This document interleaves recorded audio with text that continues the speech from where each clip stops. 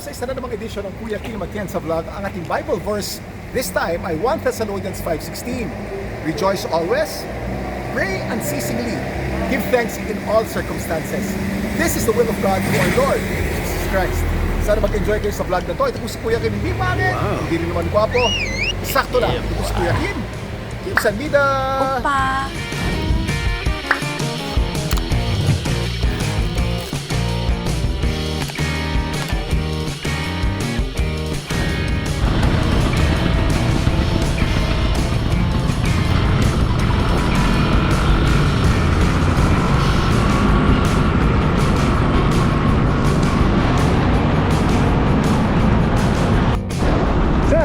Motor o bisikleta? Depende. Bakit po kayo nakabisikleta? Para malayo sa stroke. Exercise.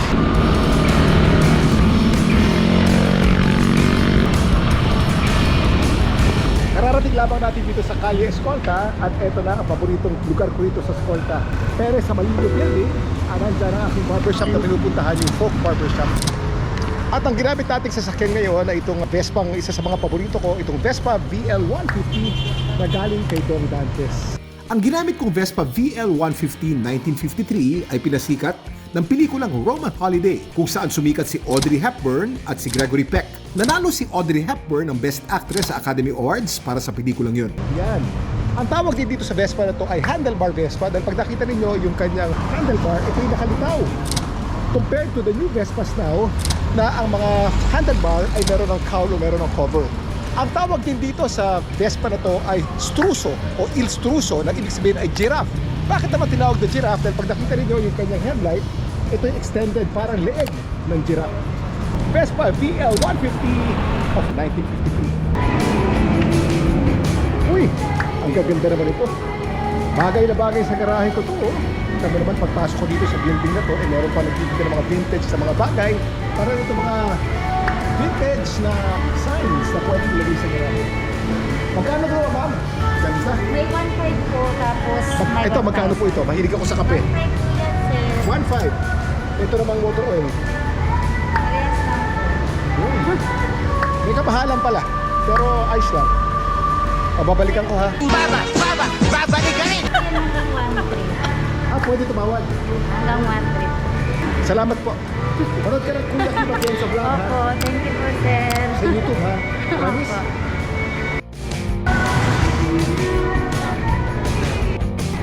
Sir, Happy New Year, sir. New Year, sir. Ano po ka-touch na, sir? Nagano, sir? Pilala kong kaliskis mo, oy. Kasalukuyang ginugupitan ako ngayon ng aking barbero. Say hello. Bati mo lahat ng ating mga YouTube followers ko. Happy New Year. Yan. Alam niyo ba na ang barbershop ay galing sa salitang Latin na barba, ang ibig sabihin ay peel o balbas. Nagsimula ang mga barbershop mga 6,000 years ago sa Roma. Mahilig ka ba sa kwentong barbero? Yes, po. Ano ang kwentong barbero? Ang mga barbers nung araw ay mga matataas na tao sa lipunan. Sila mga nire-respeto at ang kanilang opinion ay talagang binibigyan ng halaga. Kaya dati-rate, pag sinabing kwentong barbero, ito'y kwentong malaman at kwentong malalim. Pagtagal ng panahon, pag sinabing kwentong barbero, naging chismis na lamang. Dahil mga barbershop ngayon ay naging sentro na lamang ng chismis sa politika, sa lipunan at mga problema sa misis. Alam mo ba? Oh, Tatlo na anak niya kay Juan. kikuha tatlo na anak? Tama. Nandito tayo ngayon sa Big Lagoon at ito nakasakay tayo sa kayak at si Feli ang nagsasagwan dito sa harapan. Pagkaganda-ganda dahil walang tao ngayon dito sa El Nido, ang lagoon talagang virgin. Talagang pagkagaganda ng mga formation, ng mga rock formation at pagkalinaw-linaw ng tubig.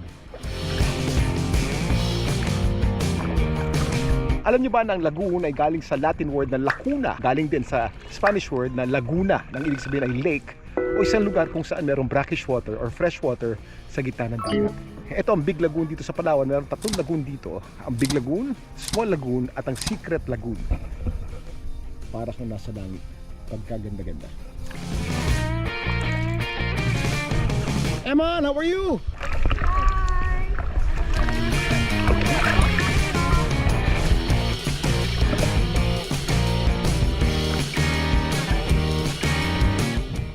How's everything, Aliana? Ang mga kayak na ginamit namin papunta sa lagoon ay ocean kayak.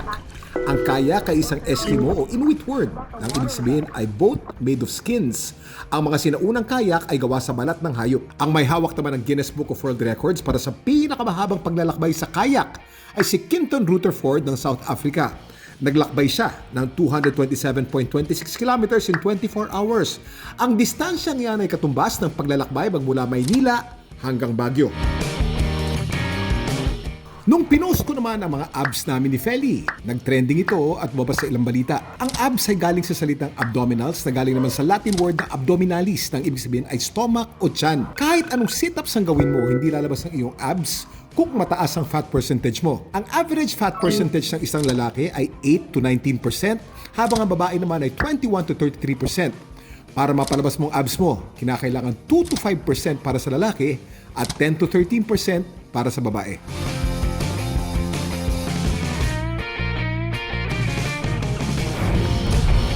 At ito, umabot na tayo sa isang kuweba kung saan makikita sa loob niya ng mga baling sa sayaw o mga swiftlets. Diyan galing ang salitang El Nido. Nidus o bird's nest.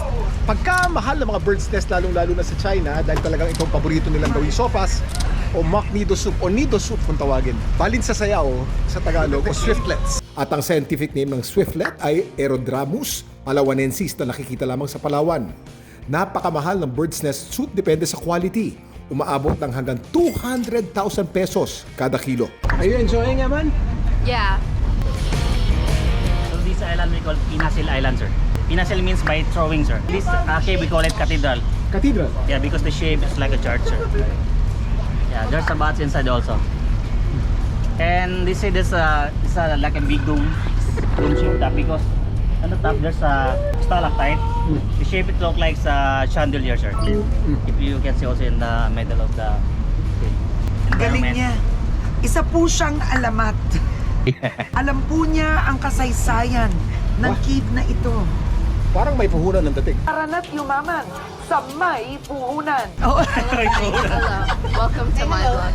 Hi guys, welcome to Emman's vlog. You can go swimming with me later if my dad lets me. Welcome to my vlog. I hope you guys are enjoying the video. Look at my dad. I want to go swimming with the, can I go swimming with the GoPro? Of course, you can go swimming with the GoPro, but say it in Yay! Tagalog. Ako swimming with the GoPro. Translated Tagalog.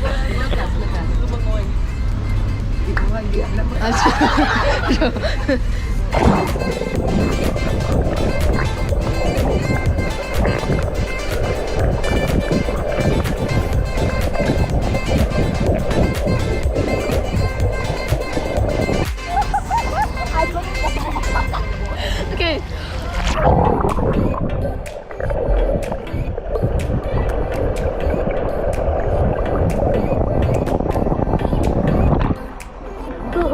We're here in the cave. It's really rocky, so it's hard to navigate where to go.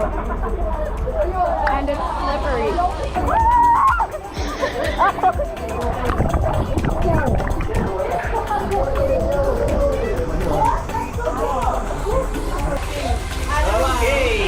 We got out of the cave now, and we're going back to the boat.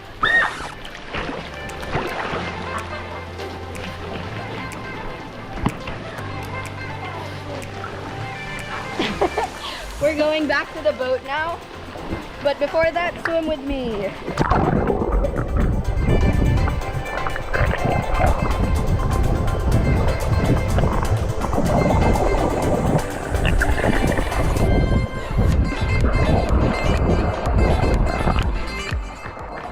Thanks for joining me on this cave in Palawan.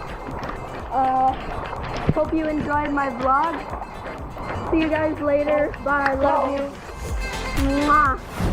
Wow, that's a nice setup, Emman. Thank you. It's a PC setup for gaming? Yeah. Oh, okay. Here's a Tagalog lesson for tonight, Emman. Tagalog lesson is, nakakabagabag talaga. Nakakabagabag Nakakabagabag talaga. talaga. Nakakabagabag talaga. Nakakabagagabag. Ang galing mo. I hope you guys are having a good day. Thanks again for watching Kuya Kim Atienza Vlogs. Bye! Sana nag-enjoy kayo sa vlog na to. Let me end this vlog with this blessing from the book of Numbers. May God bless you, may God keep you, may God be gracious to you, may He turn His face to you, may He give you and your family peace. Maraming salamat. Till next time, ito po si Kuya Kim. Kim Sanmida! Opa!